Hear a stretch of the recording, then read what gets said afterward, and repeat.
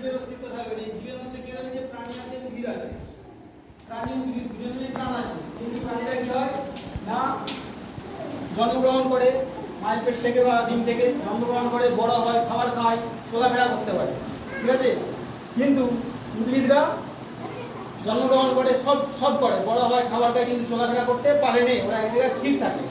তাই প্রাণী উদ্ভিদের পার্থক্য হচ্ছে এইটাই, সূর্য না থাকলে সমস্ত জীবজগৎ পৃথিবী থেকে অবলুপ্ত হয়ে যাবে, মুছে যাবে, ধ্বংস হয়ে যাবে, কেউ টিকবে না। সমস্ত শক্তির উৎস হচ্ছে সূর্য। আজকের যে বিষয়টা সেটা হচ্ছে আমাদের সামার ক্যাম্পটা শুরু হয়েছে 5ই জুন, বিশ্ব পরিবেশ দিবস, তাই তো? সেদিন থেকে আমরা সেটা খুলে দেবো 10 প্রস্তুত। আজকে যে সেভ এনার্জি অর্থাৎ শক্তির সংরক্ষণ, শক্তিকে কি করে আমরা বাঁচাবো, আমরা অপচয় কি করে করবো।